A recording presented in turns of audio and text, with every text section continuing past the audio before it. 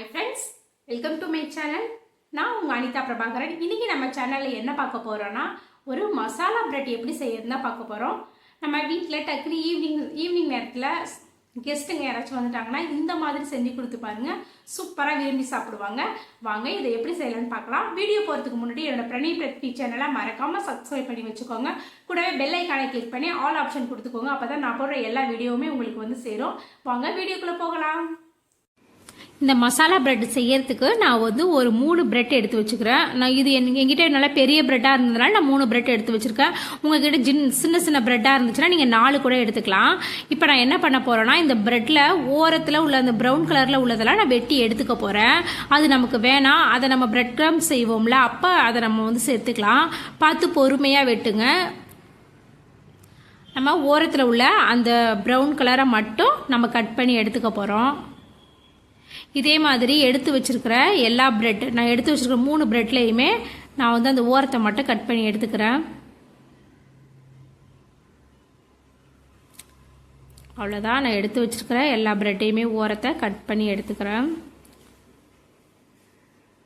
இதே மாதிரி நீங்கள் கட் பண்ணி எடுத்துக்கிட்டு அதுக்கப்புறம் அதை நம்ம என்ன பண்ண போகிறோன்னா, பிரெட்டோட குறுக்க வந்து ஒரு ட்ரையாங்கிள் ஷேப்பில் அதை நம்ம கட் பண்ணி எடுத்துக்க போகிறோம்.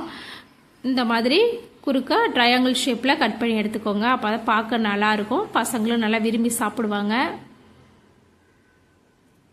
அவ்வளோதான், இதை நம்ம தனியாக எடுத்து வச்சுக்கலாம். அதுக்கப்புறம் இந்த மசாலா பிரெட் செய்யறதுக்கு தேவையான பொருள் என்னன்னு பார்த்தீங்கன்னா, பொடியாக நறுக்கிற வெங்காயம், மிளகுத்தூள், மஞ்சத்தூள், குடமிளகாய், கொத்தமல்லி, அப்புறம் ஒரு பச்சை மிளகாய், காய்ச்சி ஆற வச்ச பால் 1 கப், 2 முட்டை, அப்புறமா நம்ம ஸ்லைஸ் பண்ணி வச்சிருக்கிற அந்த முக்கோண ஷேப்பில் இருக்கிற பிரெட். இவ்வளவு தான் நமக்கு இந்த மசாலா பிரெட் செய்யறதுக்கு தேவையான பொருள்னு பார்த்தீங்கன்னா. அதுக்கு நான் முதல்ல ஒரு பாத்திரத்தை எடுத்துக்கிறேன். அந்த பாத்திரத்தில் நான் எடுத்து வச்சிருக்கிற 2 முட்டையும் அதில் நான் உடைச்சி ஊற்றிக்கிறேன்.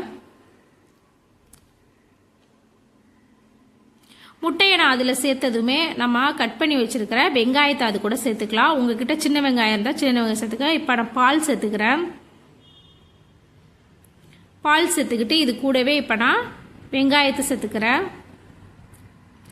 வெங்காயத்தை சேர்த்துட்டு இது கூடவே இப்போ பச்சை மிளகாய் சேர்த்துக்கிறேன். உங்களுக்கு காரத்துக்கு தகுந்த மாதிரி நீங்கள் பச்சை மிளகாய் சேர்த்துக்கோங்க. அப்புறம் கொத்தமல்லி கொஞ்சம் சேர்த்துக்கோங்க. அதுக்கப்புறம் இது கூடவே குடமிளகாய் சேர்த்துக்கோங்க, கேப்சிகம். நீங்கள் கேரட் இருந்தால் கூட நீங்கள் கேரட்டும் சேர்த்துக்கலாம், நல்லா தான் இருக்கும். அதுக்கப்புறம் இது கூடவே கொஞ்சமாக மிளகுத்தூள், மஞ்சத்தூள், அப்புறம் இதுக்கு தேவையான அளவு உப்பு வந்து கொஞ்சமாக சேர்த்துக்கோங்க. இதில் ஏற்கனவே பிரெட்டும் உப்பாக தான் இருக்கும். அப்புறம் பால் முட்டையில் லைட்டாக உப்பு இருக்க மாதிரி இருக்கும், இனிப்பு இருக்கிறதுனால நமக்கு உப்பு நிறைய சேர்த்துட்டா கரிக்கிற மாதிரி இருக்கும். அதுக்கப்புறம் ஒரு ஸ்பூன் வச்சு நல்லா நுர பொங்குற அளவுக்கு நல்லா அடித்து வச்சுக்கோங்க. இந்த மாதிரி நல்லா நுர வர அளவுக்கு நல்லா அடித்து வச்சுக்கோங்க. அதுக்கப்புறம் அடுப்பை ஆன் பண்ணி ஒரு தோசை தவா வச்சுக்கோங்க. அதில் 4 டேபிள் ஸ்பூன் எண்ணெயை ஊற்றி நல்லா தோசை பிரட்டியை வச்சு நல்லா எண்ணெயை வந்து படறி விடுங்க. அதுக்கப்புறம் நம்ம பிரெட்டை எடுத்து வச்சுருக்கிற பிரெட்டை நம்ம எடுத்து வச்சுருக்கிற அந்த பால் முட்டை கலவையில் நல்லா டிப் பண்ணி அந்த தோசை பிரட்டியில் போட வேண்டியதா. தோசைக்கல்ல போடுங்க.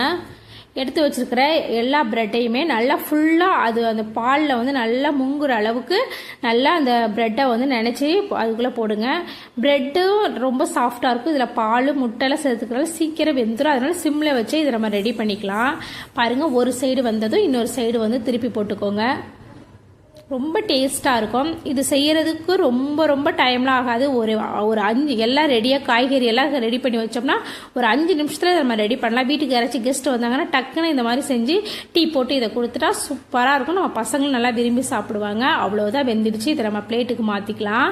பாருங்கள், நமக்கு சூப்பரான மசாலா பிரெட்டு அழகாக ரெடி ஆயிடுச்சு. இப்போ நம்ம எடுத்து சாப்பிட வேண்டியதான். வீட்டில் எல்லாருக்குமே பிடிக்கும், ரொம்ப ஈஸியாக செய்கிறது. ஈவினிங் டைமில் என்னடா ஸ்நாக்ஸ் செய்யறதுன்னு யோசிக்கிற நேரத்தில் இதை நம்ம டக்குன்னு செஞ்சிடலாம். மறக்காமல் ட்ரை பண்ணி பாருங்கள்.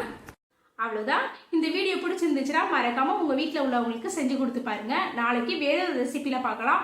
அப்படியே மறக்காமல் என்னோட பிரணி பிரத்வி சேனலை மறக்காமல் சப்ஸ்கிரைப் பண்ணி வச்சுக்கோங்க. நம்ம கணவங்க செய்கிற சாப்பாட்டை கஷ்டப்பட்டு செய்யாமல் இஷ்டப்பட்டு செஞ்சு கொடுத்து பாருங்கள். ரசம் கூட அமிர்தமாக இருக்கும். தேங்க்ஸ் ஃபார் வாட்சிங்.